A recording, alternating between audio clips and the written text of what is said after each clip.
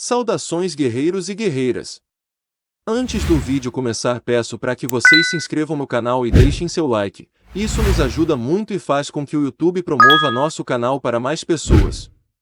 Eu agradeço o apoio de vocês, e agora bora pro vídeo. Mas mesmo com todo mundo no limite, Pablo ainda assim exigia respeito. Quando ele se levantou para falar, a multidão estava em silêncio. A reunião pautava uma questão que afetava a todos: a extradição. Em setembro de 1985, os Estados Unidos haviam conseguido extraditar 6 traficantes e 9 outros estavam sendo mantidos em prisões colombianas, aguardando transferência. O mesmo destino esperava qualquer um deles. Embora ele estivesse defendendo sua própria liberdade, também não podia suportar que outro país impusesse suas leis à Colômbia. Ele fez a Colômbia parecer fraca e transformou os Estados Unidos em uma espécie de salvador moral. Incendiou a multidão e todos adotaram seu próprio mantra: melhor uma sepultura na Colômbia do que uma cela nos Estados Unidos. Pablo propôs um pacto de sangue. Todos se comprometeram a se matar antes de se deixarem capturar pelos americanos. Os traficantes concordaram com seu método preferido: um tiro logo atrás da orelha, onde o crânio não conseguia parar a bala acidentalmente. O grupo se autodenominou os Extraditáveis.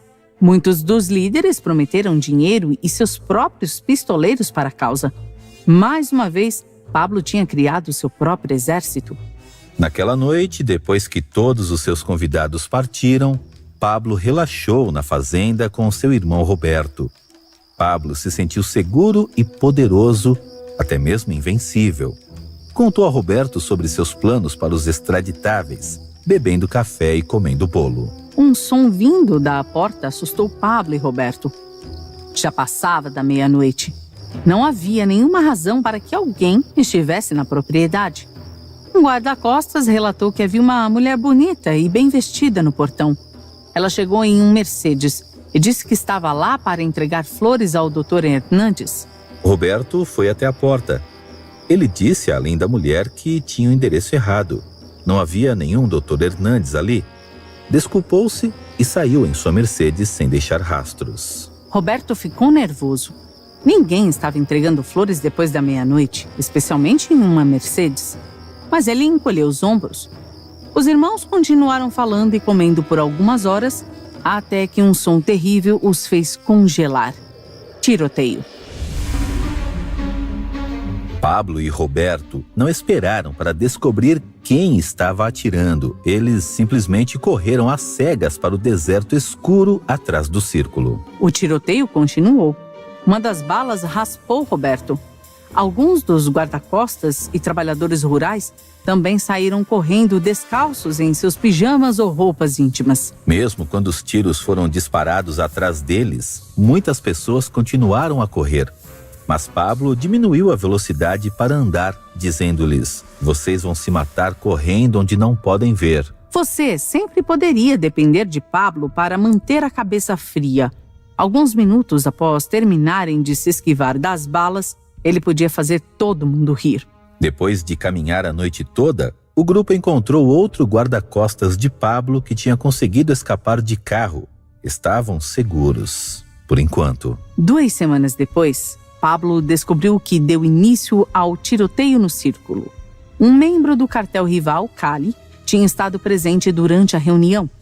O membro do cartel Cali tinha alertado o governo sobre a posição de Pablo, a fim de assegurar sua própria imunidade contra a extradição, entregando o maior chefão do crime. A sensação de segurança de Pablo foi abalada. Num grupo de homens que pensava serem amigos, bastava um traidor para quase arruiná-lo. O resto de sua vida seria passado em estado de paranoia, mas mesmo isso não poderia salvá-lo. Embora a Suprema Corte colombiana tenha decidido pela extradição legal em outubro de 1983, a petição foi novamente apresentada à Suprema Corte no outono de 1985. Se o tribunal decidisse contra, os Estados Unidos teriam que parar de fazer extradições. Pablo deu aos extraditáveis a tarefa de balançar as opiniões dos juízes.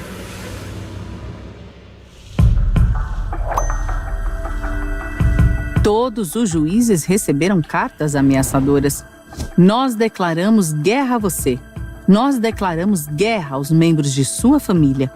Como você deve ter adivinhado, nós sabemos exatamente onde eles estão. Vamos eliminar toda a sua família. Não temos compaixão. Somos capazes de qualquer coisa. Absolutamente qualquer coisa. Um juiz com problemas cardíacos recebeu um pequeno caixão personalizado com seu nome. Quando a filha de outro juiz estava prestes a ser operada, o telefone do hospital tocou. Uma voz rouca do outro lado disse: "Nós sabemos em que quarto ela está." A pressão estava aumentando a cada dia. 4 dos 25 juízes da corte foram mortos, mas o resto se manteve firme. Toda a informação que saiu do tribunal foi que os juízes planejavam manter o tratado. Medidas extraordinárias foram necessárias. Em 6 de novembro de 1985, os 22 juízes da Suprema Corte se reuniram na sala do protocolo do Palácio Nacional. O hino nacional colombiano foi tocado para sinalizar o início dos procedimentos judiciais. Em apenas alguns minutos, decidiriam sobre a extradição. De repente, as portas da corte se abriram e vários guerrilheiros vestidos com uniformes verdes do exército entraram. Estavam armados até os dentes com metralhadoras, rifles e granadas. Os civis na galeria jogaram-se no chão, tirando armas debaixo de suas roupas. Na verdade, não eram civis. Eles eram guerrilheiros disfarçados. Entraram no prédio no dia anterior e dormiram lá durante a noite para estarem numa posição ideal para a operação da manhã.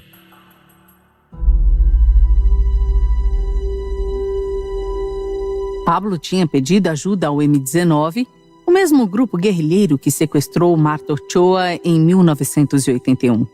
Ele tinha construído um bom relacionamento com a M-19 depois que essa questão tinha sido resolvida. Agora, trabalhando sob contrato para Pablo, o M-19 fez 300 juízes, advogados e funcionários da Suprema Corte como reféns. Os guardas de segurança já estavam mortos. Os guerrilheiros bloquearam todas as saídas com móveis e montaram suas metralhadoras sobre as pilhas. Fizeram exigências que vão desde o previsível até o absurdo. Eles exigiram uma proibição de extradição e, no próximo suspiro, queriam que o presidente Betancur fosse processado por renegar a sua promessa pela paz. A polícia e o exército colombiano responderam à situação dos reféns. Centenas de tropas chegaram em tanques e helicópteros com lança-granadas, foguetes e franco-atiradores. Os militares dispararam foguetes no histórico prédio judicial, perfurando as paredes. Helicópteros soltaram tropas no telhado, apenas para serem abatidos por franco-atiradores da guerrilha através das clarabóias.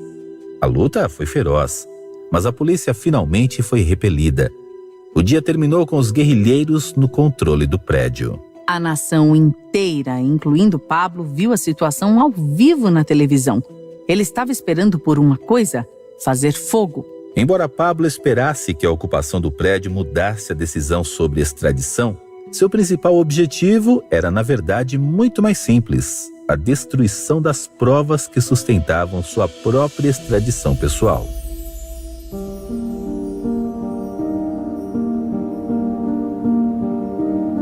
Até o segundo dia do cerco, todas as tentativas de negociação de reféns haviam falhado. A certa altura, havia uma linha telefônica funcionando, mas todos os tiros e explosões tornaram impossível a comunicação. Às 19 horas do dia 7 de novembro de 1985, a fumaça começou a subir aos níveis superiores do prédio. Olhando para fora de sua casa, Pablo expressou uma rara demonstração de emoção. Sorriu. Os registros que poderiam colocá-lo na prisão nos Estados Unidos estavam agora virando pó. Claro, assim era um prédio cheio de reféns e guerrilheiros exaustos e histéricos. Todos estavam abarrotados num banheiro no primeiro andar para se abrigar das chamas. Na manhã seguinte, o presidente Betancur ainda se recusava a negociar. Ao invés disso, autorizou um ataque militar completo contra os sequestradores. Um tanque rompeu uma parede do edifício, finalmente permitindo acesso das tropas ao interior. Os guerrilheiros usavam reféns vivos como escudos humanos quando tentavam escapar. Logo, o prédio foi invadido pelos militares. O cerco tinha acabado. No total, mais de 100 pessoas foram mortas e uma dúzia desapareceu e nunca foram encontradas. 11 juízes da Suprema Corte estavam entre os mortos. Os sobreviventes criticaram a falta de esforço do presidente Bettencourt para negociar. E a decisão final sobre a extradição foi adiada indefinidamente. O reinado de terror de Pablo tinha tido o efeito desejado. Mais uma vez, Pablo manteve a vantagem através da violência. Durante todo o ano de 1986, ele usou as mesmas táticas de prata ou chumbo para manter o sistema de justiça alinhado. O assassinato de jornalistas, advogados e juízes rebeldes era noticiado diariamente. Guilhermo Cano Saza escreveu no Jornal Nacional O Espectador: "Parece que nós decidimos viver com o crime e nos declaramos derrotados. O cartel de drogas tomou conta da Colômbia." Durante 1986, Pablo continuou a viver em Medellín com sua família. Ele foi a clubes e deu festas em suas muitas residências, sempre cercado por um grupo de guarda-costas. Pablo possuía cerca de 20 táxis em Medellín, que utilizava para o seu transporte. Como todos os veículos eram idênticos, era difícil acompanhar os movimentos de Pablo pela cidade.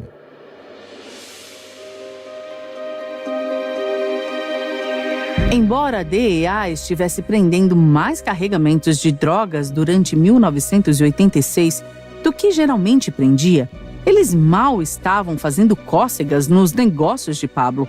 Para cada embarque que a DEA interceptou, havia mais 5 que passaram por ela. Neste ponto, ele estava contrabandeando cerca de 20 milhões de dólares de cocaína em cada remessa. Mas o governo atingiu Pablo com força em 17 de novembro de 1986, cerca de 2 semanas antes de seu 37º aniversário.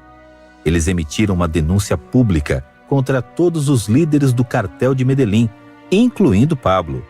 Jornais de toda a Colômbia cobriram a reclamação, incluindo o jornal O Espectador. O diretor do jornal, Guilhermo Cano Saza, continuou sendo um crítico franco do cartel. Em 17 de dezembro de 1986, Cano deixou os escritórios do jornal depois de trabalhar até tarde. No assento traseiro de seu carro estavam presentes de Natal que ele havia comprado para sua família na hora do almoço. Ele estava esperando para virar à esquerda quando ouviu o som que havia se tornado uma sentença de morte na Colômbia.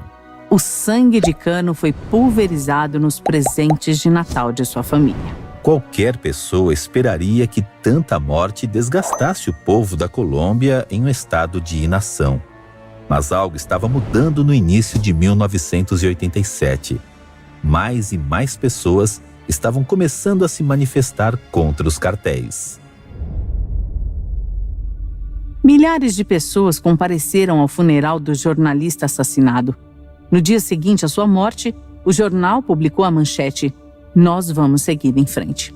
Embora Pablo e as autoridades colombianas e americanas continuassem a se bater, uma onda de oposição pública ao cartel fez a luta parecer diferente. Finalmente parecia que as marés poderiam estar se virando contra os narcóticos. Em 4 de fevereiro de 1987, o líder do cartel de Medellín, Carlos Leder, foi preso perto de Rio Negro, Colômbia. Algumas fontes dizem que Pablo entregou Leder para ganhar o favor das autoridades. Quer seja verdade ou não, a prisão não pareceu boa para Pablo. Ou ele estava desesperado o suficiente para se virar contra seus próprios aliados, ou um de seus colegas mais próximos havia sido preso. Houve uma pausa em 25 de junho de 1987. A Suprema Corte colombiana decidiu que a lei de extradição havia sido ratificada como inconstitucional. Foi um triunfo sobre um detalhe técnico, mas foi um triunfo no final das contas. A extradição estava finalmente fora da mesa. Um mês depois, em 22 de julho de 1987, as coisas ficaram ainda melhores para Pablo. Devido à falta de provas e provas obtidas indevidamente, suas acusações pelos assassinatos do jornalista Guilherme Cano Issaza e do ministro da Justiça, Rodrigo Lara, foram retiradas.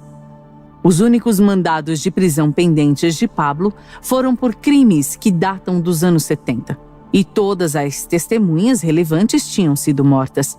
Pela primeira vez em 4 anos, parecia que iria ser liberado. Mas embora seus problemas legais estivessem desaparecendo, Pablo tinha perdido algo do qual sempre pensou que podia depender: o amor das pessoas comuns. Em novembro de 1987, os pistoleiros passaram por um bairro de luxo em Medellín. Cercaram a casa de Gomes Martínez, o candidato a prefeito pelo Partido Conservador. Estavam lá por ordem de Pablo para tomar Martínez como refém e usá-lo como alavanca em suas negociações com o governo. Mas quando os vizinhos de Martínez perceberam o que estava acontecendo, eles atiraram e mataram um dos pistoleiros. Não só a missão de Pablo falhou, mas também foi frustrada pelas pessoas que Pablo alegou estar servindo. Na noite de Ano Novo de 1987, Pablo deveria estar comemorando suas vitórias, acolhendo o novo ano sem problemas legais pela primeira vez em sua vida adulta, mas não pôde aproveitar a celebração. Ele sempre acreditou que estava lutando pelo povo da Colômbia. Isso lhe deu propósito, poder e autoridade. Agora, o amor de sua nação por ele parecia estar se desgastando. O chão abaixo dele estava se movendo, desequilibrando suas estruturas. E isso continuaria a mudar. Menos de 2 semanas depois, em 12 de janeiro de 1988, Pablo deu um beijo de boa noite na sua esposa. A deixou com seus 2 filhos, Manuela, de 3 anos, e Juan Pablo, de 11, para dormir em um complexo de vários andares, reforçado com aço, chamado Mônaco. Pablo se referia a Mônaco como seu castelo. Ele havia projetado a residência para sua segurança e conforto, e a encheu com seus tesouros mais valiosos. Esta noite isso foi especialmente verdade quando Pablo deixou sua família lá e se dirigiu para uma fazenda a 16 quilômetros de distância no campo. Às 5h30 da manhã seguinte, uma bomba explodiu em Mônaco.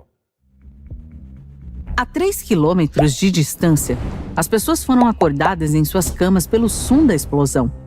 Todos os prédios do quarteirão tiveram as janelas quebradas. O encanamento de água estava quebrado e jorrando água para a rua. Onde antes Mônaco, agora havia uma enorme cratera com 3 metros de profundidade.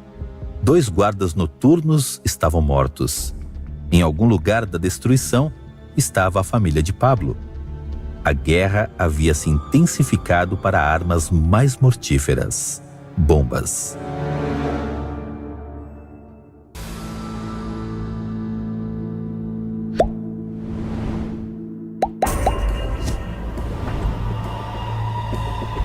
Em 13 de janeiro de 1988, Pablo Escobar, 38 anos, acordou num pesadelo.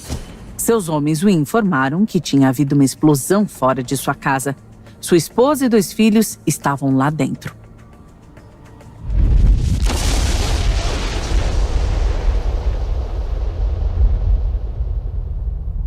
Enquanto Pablo tentava se comunicar freneticamente com sua família por telefone, os primeiros socorristas informaram sobre o prédio desmoronado. Entre os escombros, encontraram uma porção do luxo absurdo em que a família Escobar vivia. Obras originais inestimáveis de Vincent van Gogh e Salvador Dalí estavam penduradas nas paredes que restaram de pé. A garagem do porão tinha uma frota de 8 Rolls-Royce antigos e uma limusine Mercedes à prova de balas. Uma sala inteira foi dedicada a centenas de pares de sapatos da esposa de Pablo. O irmão de Pablo, Roberto, chegou ao local bem a tempo de ver os socorristas tirarem a filha de 3 anos de Pablo, Manuela, debaixo das telhas do teto desmoronado. A família estava muito chocada, mas viva. Roberto chamou os guarda-costas e os mandou escoltar a família para outro abrigo. Então foi para a fazenda, onde Pablo estava hospedado, para contar a boa notícia. Agora, sabendo que sua família estava segura, a mente de Pablo mudou para a próxima grande pergunta: quem morreria por causa disso?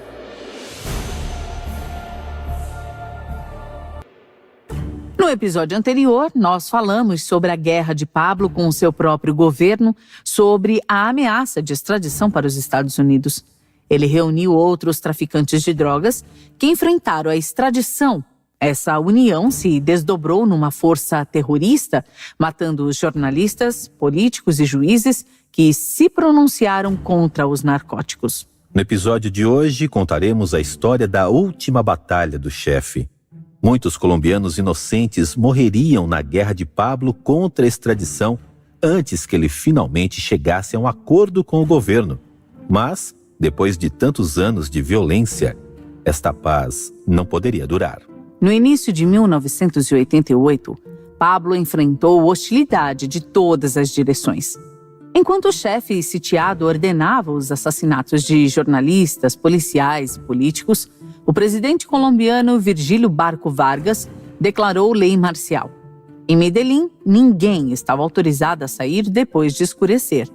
Os jovens que eram apenas suspeitos de serem filiados a Pablo foram reunidos e baleados.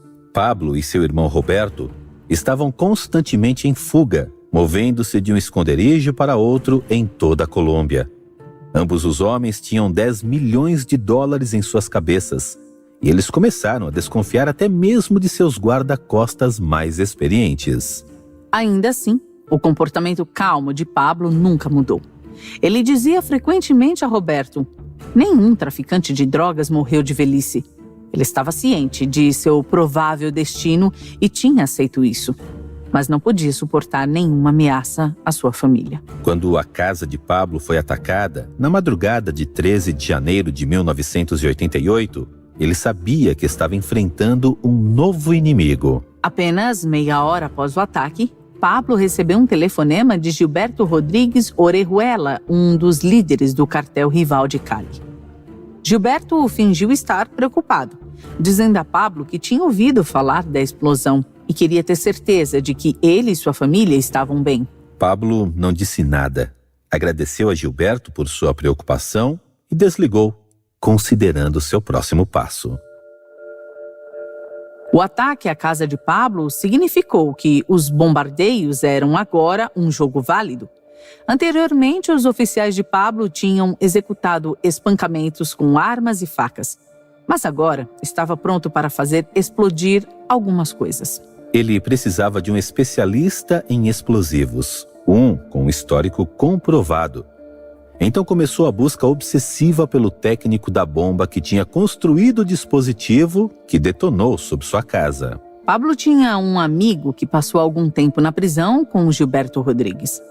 Esse amigo relatou que Gilberto ficou muito tempo conversando com um técnico de bombas que também estava encarcerado com eles. Bingo. Convidou esse mesmo técnico para a Fazenda Nápoles, sua opulenta propriedade.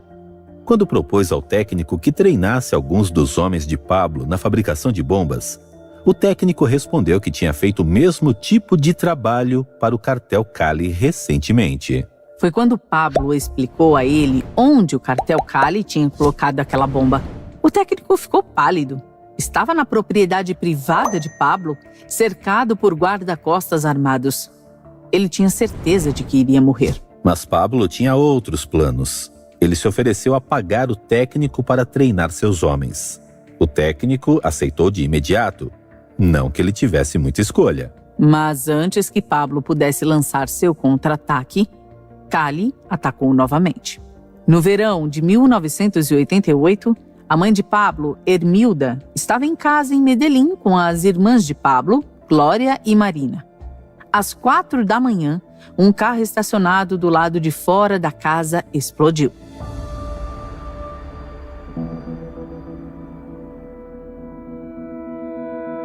A casa desmoronou parcialmente, prendendo a família de Pablo. Marina estava grávida e o choque da detonação a colocou em trabalho de parto. Ela foi levada para o hospital e deu à luz semanas antes. Felizmente, o bebê prematuro sobreviveu. Mas depois deste segundo ataque, Pablo sabia que não poderia perder mais tempo. Em 18 de agosto de 1988, enviou uma equipe de incendiários para Cali no meio da noite. Eles atearam fogo em várias farmácias de propriedade de Gilberto Rodrigues. Sua rede de farmácias, chamada Drogas La Rebarra, foi seu primeiro negócio e a fonte de sua riqueza. Enquanto as lojas queimavam, Orejuela viu seu orgulho e alegria queimarem até o chão, tal como Pablo pretendia. E isso foi apenas o começo. No final de 1988, os pistoleiros de Pablo começaram a largar bombas de canos diariamente em áreas públicas. Pablo sabia que os anos desta violência estavam afetando o povo colombiano. Então, as bombas eram estrategicamente ativadas à noite, quando as mortes eram menos prováveis. Estas bombas foram feitas para enviar duas mensagens. Pablo queria que o governo colombiano soubesse que eles poderiam atacar em qualquer lugar e a qualquer momento. Mas também queria que as pessoas soubessem que ele estava do lado delas. Ele não queria matá-los, só queria intimidar o governo deles. As táticas terroristas pareciam estar funcionando. Os advogados de Pablo estavam em breves negociações com o presidente colombiano para chegar a um acordo de paz. A oferta de Pablo era simples. Ele iria para a cadeia e pararia com o tráfico, mas não abriria mão de 1 centavo de sua riqueza e nunca, em nenhuma circunstância, seria extraditado para os Estados Unidos. À medida que a guerra se arrastava e as mortes se acumulavam, a paz parecia mais atraente para ambos os lados. Mas então, uma mudança iminente de regime ameaçou as ambições de Pablo.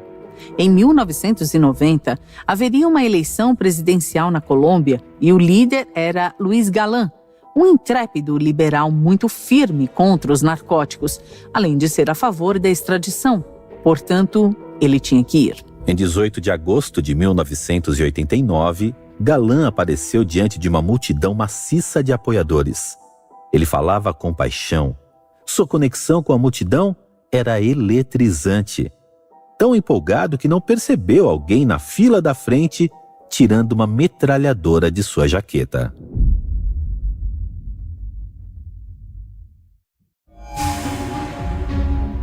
Quando Pablo matou o político mais amado da Colômbia, também matou qualquer simpatia que o povo colombiano tivesse pelos narcóticos. Pior ainda, o presidente encerrou todas as negociações com Pablo e pediu ajuda ao governo americano. Semanas após o assassinato de Galán, o presidente dos Estados Unidos, George Bush, assinou a Diretiva de Segurança Nacional 18. Essa diretiva alocou mais de 300 milhões de dólares em ajuda para a luta contra os cartéis de drogas na Colômbia e países vizinhos. Os americanos estavam vindo por Pablo, mas o presidente Barco não ia deixar que eles ficassem com toda a glória. Com o dinheiro e a ajuda dos Estados Unidos, o presidente Barco investiu recursos em sua própria unidade especial de soldados e policiais de elite, chamada Bloco de Busca. Seu único propósito era encontrar Pablo e trazê-lo de volta, morto ou vivo. Mas Pablo não permitiu que os riscos crescentes o distraíssem. Permaneceu focado em seu próximo ato terrorista. Em 27 de novembro de 1989, um jovem embarcou num voo doméstico de Bogotá para Cali. Colocou a mala debaixo do assento à sua frente e esperou ansiosamente pela chegada de seu colega de assento. O homem tinha recebido uma missão importante. Na maleta, continha um dispositivo de gravação. Depois que o avião decolou, ele deveria registrar tudo o que seu colega de assento disse. Pouco depois que o avião decolou, o jovem procurou ansiosamente por sua mala e apertou o interruptor. E detonou a bomba lá dentro.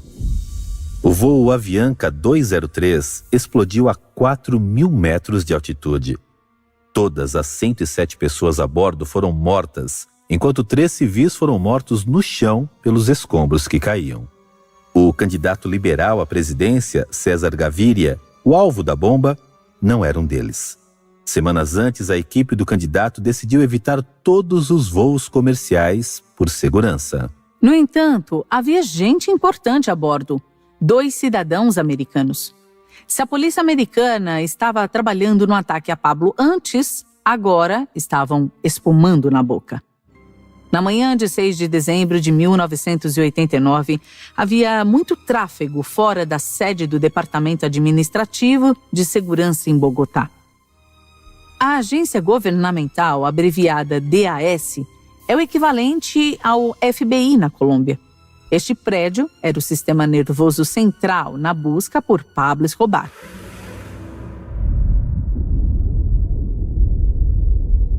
Às 7h30 da manhã, os homens de Pablo detonaram uma bomba de 220 quilos na saída do prédio.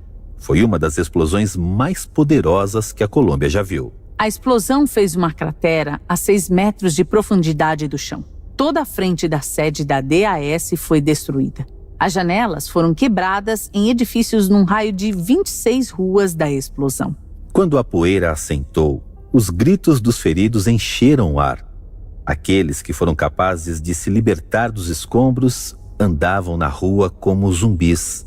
O sangue se destacava fortemente em seus cabelos e pele cobertos de poeira. Entre os sobreviventes estava o alvo da bomba, o general Miguel Alfredo Maza Marques, o chefe do DAS.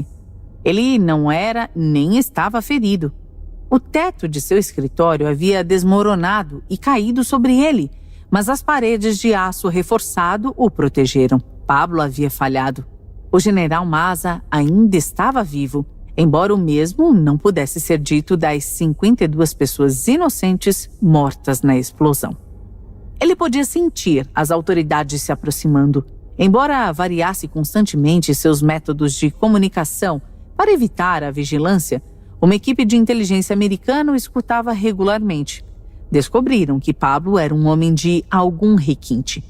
Geralmente usava espanhol muito limpo, livre de vulgaridades. Ele foi meticulosamente educado e parecia determinado a projetar uma jovialidade imperturbável em todos os momentos, como se tentasse manter as coisas leves. Mas uma vez eles pegaram uma conversa entre Pablo e seu primo, Gustavo. Desta vez o tom de Pablo foi muito diferente. Finalmente deu uma perspectiva não censurada sobre suas circunstâncias e foi aterrorizante. De alguma forma, em seu cérebro retorcido, a única maneira de alcançar a paz era através de mais mortes. Pablo falou sobre colocar fogo em seus inimigos. Resolveu aumentar a violência até que o público não pudesse mais suportar isso.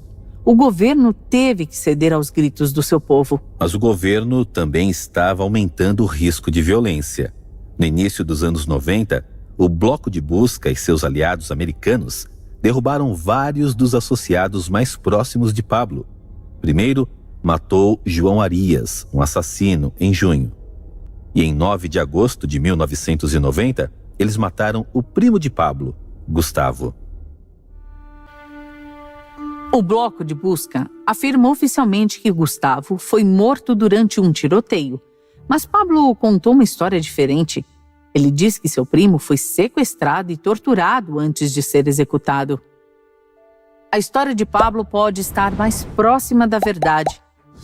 O jornalista Mark Bowden escreveu: a expressão morto em um tiroteio com a polícia foi considerado equivalente a uma execução forçada. As coisas estavam terríveis, mas cada golpe contra Pablo só fortaleceu sua determinação. Ele sabia que a única maneira de se manter vivo na Colômbia era colocar o país de joelhos até que o governo pedisse clemência. Em meio a tudo isso, César Gaviria, candidato do Partido Liberal e alvo do bombardeio do voo 203 da Avianca, foi eleito presidente. Foi uma surpresa para todos, incluindo o próprio presidente Gaviria, que ele tenha sobrevivido à campanha. Ele achava que a única razão pela qual ainda estava respirando era porque Pablo Escobar tinha decidido não matá-lo. Em 30 de agosto de 1990, menos de um mês após a eleição, Pablo ordenou o seu sequestro mais importante até agora. A jornalista Diana Turbay tinha 40 anos de idade quando ela e sua equipe seguiram membros de um grupo guerrilheiro chamado Exército de Libertação Nacional para dentro da selva colombiana. Diana pensou que iria falar com o líder sacerdote do grupo guerrilheiro e esperava continuar as discussões de paz com eles. Este gesto foi particularmente significativo porque era filha de um ex-presidente colombiano, Júlio César Turbay. Mas a reunião foi uma armadilha e as conversações de paz foram uma farsa. Logo depois de fazer contato com a guerrilha, Diana foi separada de seus companheiros, teve sua identificação removida e foi trazida para as garras de Pablo.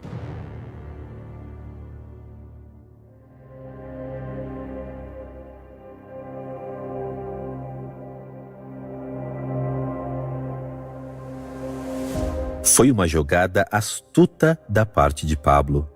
Como Diana era parente de um ex-presidente colombiano, Pablo tinha forçado membros da elite política de Bogotá a negociar com o presidente Gaviria em seu nome. Uma semana após o desaparecimento de Diana, o presidente Gaviria ofereceu a Pablo proteção contra a extradição e reduziu o tempo de prisão se ele se entregasse e confessasse. Pablo respondeu sequestrando o editor do jornal O Tempo e a irmã de um poderoso ator político. Ele fez a seguinte contraproposta. Queria proibir a extradição. Ele queria que os requisitos de sua confissão fossem definidos pelo governo. Queria proteger sua família e controlar seu próprio encarceramento. Com os reféns como garantia, Pablo pôde ver uma luz ao final do túnel. Seus espíritos dispararam. Para sua 41ª festa de aniversário em dezembro de 1990, insistiu que queria ter músicos ao vivo. Roberto ficou atordoado. O país inteiro estava procurando por eles. Pessoas que eles conheciam há anos os traíam. E Pablo queria trazer estranhos para sua casa segura só por um pouco de música? Mas Pablo contratou os músicos de qualquer maneira. Quando a festa começou, Roberto fez suas malas, dizendo a Pablo que não podia ficar enquanto ele estava agindo com tanto descuido. Assim que Roberto desceu com seus pertences, ele pôs os olhos nos músicos. Os 6 guitarristas que Pablo havia contratado eram todos cegos. Mesmo que quisessem, não poderiam revelar a localização do abrigo. Roberto ficou surpreso. Largou sua mala e se juntou à festa. Após o jantar, os músicos se levantaram para cantar os parabéns. Foi quando perguntaram de quem era o aniversário que estavam comemorando. A sala ficou quieta. Pablo levantou-se e disse aos músicos: "Eu não quero que vocês tenham medo, mas vocês estão cantando para Pablo Escobar." Os músicos riram. Literalmente, não acreditavam nisso. Eles cantaram a peça e a festa continuou. Quando os músicos terminaram, Roberto deu a cada um deles $20.000 em dinheiro. Só então, quando sentiram o grosso bolo de dinheiro, eles perceberam que não era uma brincadeira. Eles tinham acabado de tocar para Pablo Escobar.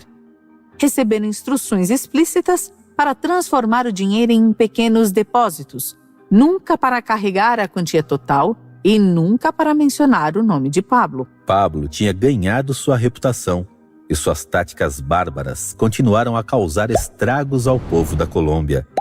Mais de 300 policiais foram mortos somente em Medellín, desde o estabelecimento do bloco de busca. E nos 2 primeiros meses de 1991, foi relatado que havia uma média de 20 assassinatos por dia na Colômbia. O presidente Gaviria se viu diante de uma pressão crescente para retomar as conversações de paz e fazer um acordo. Ele se rendeu e ofereceu novos termos para a rendição de Pablo, inclusive concordando em proibir a extradição. E após semanas de debate tenso, as duas partes chegaram a um acordo. Pablo prometeu acabar com a violência. Em troca, seria autorizado a construir sua própria prisão em sua própria terra. Ele selecionou uma colina fora de Medellín para construir o que seria chamado a Catedral. Pablo selecionou seus próprios guardas e todos os prisioneiros, incluindo seus pistoleiros mais próximos e seu irmão Roberto. O bloco de busca deveria permanecer a pelo menos 20 quilômetros da Catedral em todos os momentos. Em 19 de junho de 1991, os dois lados trocaram ações. A Assembleia Constitucional do presidente Gaviria votou pela proibição oficialmente à extradição e Pablo Escobar se entregou ao governo. Um helicóptero particular levou Pablo para a catedral. Ele voou sobre céus vazios. O governo tinha concordado em proibir todos os voos naquele dia para a segurança de Pablo. O helicóptero pousou no campo de futebol da prisão, que ainda era apenas um pedaço de terra. A maior parte da catedral ainda estava em construção. Até o momento, era apenas uma coleção de edifícios simples cercados. As casas dos prisioneiros estavam localizadas mais acima da colina, com a melhor vista de Medellín abaixo. Quando Pablo desembarcou, foi recebido por 50 guardas prisionais uniformizados. Todos tinham suas armas apontadas para ele. Pablo gritou: "Baixem suas armas, caramba!" E eles obedeceram. Nesta prisão, o prisioneiro deu as ordens, e os captores as obedeceram. Em muitos aspectos, o tempo de Pablo na catedral foi, na verdade, uma melhoria no estilo de vida. Depois de tantos anos de fuga, foi bom ter um local de operação permanente para relaxar, recuperar e reorganizar seus negócios. Ele sabia que todos os sinais de rádio e telefonemas da catedral seriam interceptados, então criou pombos para serem usados em suas comunicações. Cada um recebeu uma banda personalizada com seu nome e endereço. Pablo Escobar, prisão de segurança máxima, enviar. O presidente Gaviria havia concordado em deixar Pablo construir sua própria prisão. Mas o que ele acabou construindo foi sua própria fortaleza de luxo. O ginásio foi equipado com aparelhos e sauna.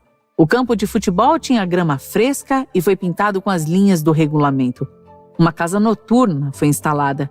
As células foram equipadas para se parecerem mais com suítes de hotel, com salas de estar separadas, cozinhas e banheiros completos. E tudo isso foi aprovado pelo Departamento Federal de Prisões dos Estados Unidos.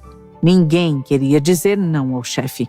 A revista Hustler, entre outras coisas, publicou uma ilustração de Pablo e seus homens vivendo em seu resort de segurança máxima. Quando o artigo bateu na mesa do presidente Gaviria, ele ficou furioso. Alguém tinha que entrar na prisão e limpar o contrabando, mas ninguém queria fazer o trabalho. O exército colombiano alegou que não tinha pessoal suficiente para o trabalho. A Polícia Nacional foi proibida de entrar na prisão por causa dos termos da rendição de Pablo.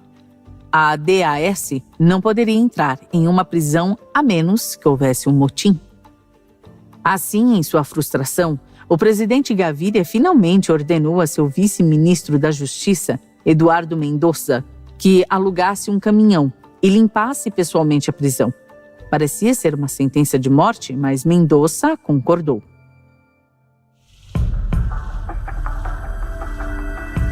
Para a surpresa de Mendoza, seu caminhão foi levado para o local da prisão.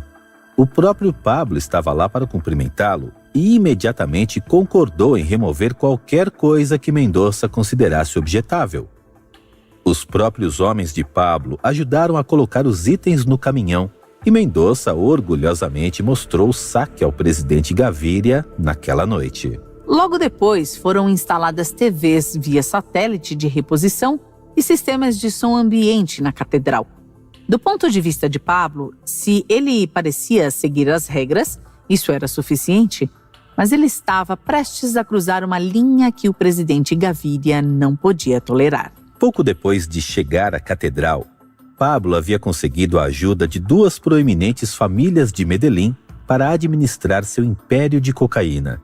As duas famílias, os Galeanos e os Moncadas, tornaram-se imensamente ricas sob este arranjo. Eventualmente, Pablo sentiu que eles tinham se tornado muito ricos e que não era o lugar deles. Então, no verão de 1992, Pablo enviou vários de seus homens para roubar dinheiro dos esconderijos das famílias. Pouco tempo depois, cada uma das famílias enviou um representante para a catedral a fim de confrontar Pablo.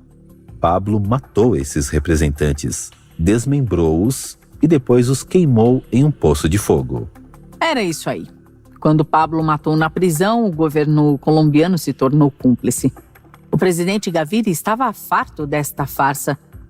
Tinha que prender Pablo Escobar ou matá-lo. Em 21 de julho de 1992, os militares colombianos apareceram na catedral, liderados pelo ministro da Defesa, Rafael Navas Pardo, e o novo vice-ministro da Justiça, Eduardo Mendoza.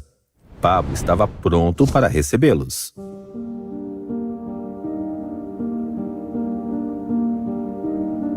Seus homens desenterraram as armas e o dinheiro que haviam sido escondidos na propriedade. Roberto preparou sua rota de fuga. Ele se infiltrou em uma área secreta ao longo da cerca, desenterrou alguns arames, fez buracos suficientemente grandes para que seus homens escapassem. Pablo ficou o máximo que pôde, tentando manter os militares afastados. Por causa de seu acordo com o presidente Gaviria, os militares foram proibidos de sair da prisão. Mas Gaviria não quis atender às ligações de Pablo. E Pablo ouviu de um general em sua folha de pagamento que o exército planejava renunciar ao acordo. Eles invadiriam a prisão e Pablo seria extraditado ou morto. Incrivelmente, o exército colombiano cumpriu as exigências de Pablo, além das ordens de seu próprio comandante. Pablo era tão poderoso e notoriamente sedento de sangue que o general Navas sentiu que enviar seus homens para a prisão era a morte certa. O vice-ministro da Justiça, Mendoza, estava no fim de sua corda. O encarceramento permanente de Pablo foi vital para a reputação da Colômbia como uma nação legal no cenário internacional. A cada momento que o exército permanecia fora dos portões da prisão, Mendoza podia sentir a credibilidade de seu país desvanecer-se. Ao cair da noite, Pablo finalmente permitiu que Mendoza entrasse com alguns guardas armados do Departamento Federal de Prisões. Mendoza estava tremendo de medo e cansaço. Estava prestes a conhecer o fora da lei mais perigoso do mundo, mas ele levantou o queixo. Ele representava a República da Colômbia, tinha todo o poder e ia consertar essa situação. Mendoza conheceu Pablo na estrada dentro dos portões da prisão. Pablo esperou nas sombras, logo abaixo de uma lâmpada. Estava cercado por uma dúzia de outros homens. Todo o cenário pareceu a Mendoza ser uma encenação cômica. Pablo parecia muito pequeno, mais gordo e menos imponente do que eu tinha imaginado. Mas então Pablo falou: "Você me traiu, senhor vice-ministro. O presidente Gaviria me traiu. Você vai pagar por isto, e o país vai pagar por isto." Naquele momento, Mendoza percebeu que tinha sido um tolo ao entrar na prisão. Não estava ali para negociar. Era um refém. Uma vez que Mendoza estava dentro da catedral e a maior parte do exército estava fora, o caos aumentou. Assim como Pablo sabia que aconteceria. O exército se reuniu maciçamente fora dos portões e Pablo, Robert e alguns assassinos usaram a distração como uma oportunidade de escapar pelo buraco secreto da cerca da prisão. Estava nublado e chuvoso, então os homens se cobriram bem enquanto corriam para a selva. Quando o sol nasceu, o exército invadiu os terrenos da prisão. Atiraram nos assassinos restantes e resgataram Mendoza. À medida que a fumaça se dissipava, os soldados confirmavam o que suspeitavam. Pablo Escobar tinha escapado novamente. Em poucas horas, Pablo se aproximou do presidente Gaviria, oferecendo-se para esquecer todo o mal-entendido e retornar à catedral sem mais derramamento de sangue. Mas Gaviria tinha aprendido sua lição. Nunca mais brincaria com Pablo. Ao invés disso, Gaviria pediu a ajuda dos Estados Unidos. O presidente Bush respondeu com tudo o que tinha: a Força Delta, a Equipe Central de Inteligência Spike, a DEA, o FBI, a ATF, a CIA, o Exército, a Marinha e a Força Aérea. Estavam todos à procura de Pablo. Do lado colombiano, a equipe de busca também retomou a caçada. O principal método de rastreamento que eles usaram para encontrar Pablo foi através de suas conversas telefônicas. O comandante do bloco de busca, Coronel Hugo Martínez, ordenou um apagão de celular em Medellín para que o sinal de Pablo pudesse ser rastreado mais facilmente. Pablo respondeu mudando suas comunicações primárias através de rádio e mensageiros. Só usava celulares enquanto estava dentro de um táxi em movimento, tornando seu sinal mais difícil de ser rastreado. Pablo e Roberto ficaram descaradamente em apartamentos por toda Medellín e, ocasionalmente, quando estavam trancados, se ficavam muito entediados, então andavam pelas ruas. Roberto muitas vezes se vestia bem, mas Pablo não se incomodou. Confiou em si mesmo para protegê-lo. Uma noite, quando Pablo e Roberto passaram pelo palácio do governador, Pablo se aproximou do guarda uniformizado do outro lado da rua e pediu-lhe que acendesse um cigarro. Apesar da confiança de Pablo, seus inimigos continuaram a crescer. Em 30 de janeiro de 1993, Pablo ordenou o bombardeio de uma livraria em Bogotá, matando 21 pessoas inocentes. No dia seguinte, um rancho onde a mãe de Pablo, Hermilda, estava hospedada, foi incendiado e alguns dos prédios foram bombardeados. A CIA identificou o bombardeio como o trabalho de um novo grupo de vigilantes. Se chamavam Los Pepes, abreviação de Perseguidos por Pablo Escobar. O grupo era um encontro informal de vítimas, rivais e ex-membros do cartel insatisfeitos, apoiado pelo cartel de Cali. Os Pepes atacaram brutalmente os membros da família de Pablo e os funcionários mais próximos, devolvendo a crueldade que Pablo havia infligido às elites de Bogotá. Em julho de 1993, castraram um garanhão premiado pertencente a Roberto. Pablo contra-atacou com bombardeios onde ele podia, mas estava perdendo o pessoal. No outono de 1993, o medo de Pablo por sua família superou qualquer desejo de retaliação. Mais uma vez, conseguiu se entregar às autoridades assim que sua família foi transferida para um lugar seguro no exterior.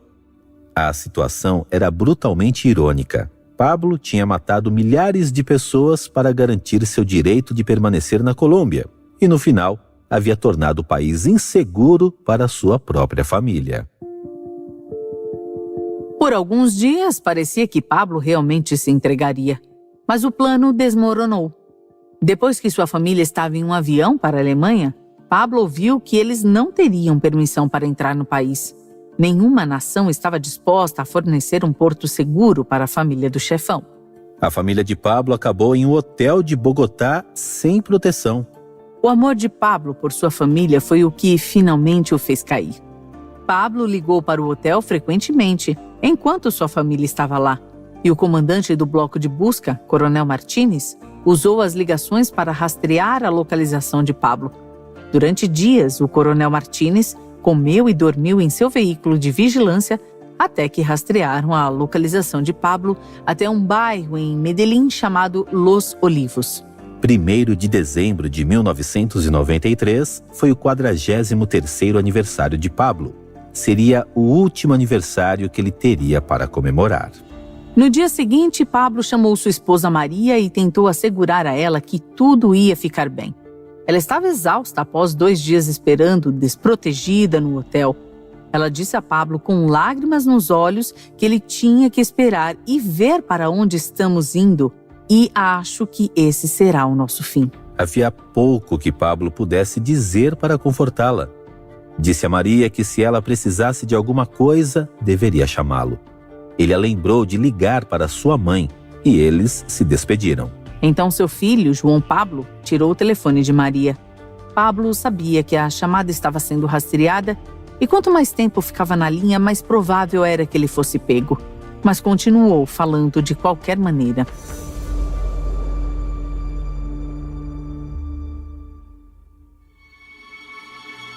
Os homens da equipe de vigilância do Coronel Martínez ocuparam seus lugares. Quanto mais tempo Pablo falava, mais exatamente conseguiam localizar Pablo. O Coronel Martínez enviou vários veículos para o perímetro de sua área de busca. Estavam chegando perto. E então o espírito deles despencou. Pablo disse a João Pablo que voltaria a ligar mais tarde e desligou.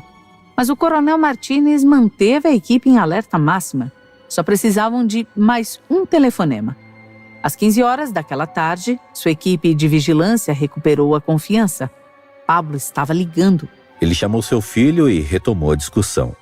Quando João Pablo perguntou a seu pai onde sua família iria morar, Pablo disse: "Nós vamos bater as portas de todas as embaixadas do mundo, porque estamos dispostos a lutar incessantemente, porque queremos viver e estudar em outro país sem guarda-costas e, esperemos, com um novo nome." Lá fora, um oficial do bloco de busca viu uma cortina se mover em uma janela do segundo andar. Um homem barbudo, com um telefone, olhou para o tráfego abaixo. O oficial do bloco de busca entrou pelo rádio e a adrenalina tomou conta de toda a equipe. Eles finalmente tinham encontrado o chefe. O coronel Martínez e seus homens invadiram o apartamento. Pablo e seu guarda-costas escaparam por uma janela do telhado. Os guarda-costas foram abatidos imediatamente. Pablo alcançou um telhado vizinho antes de ser abatido.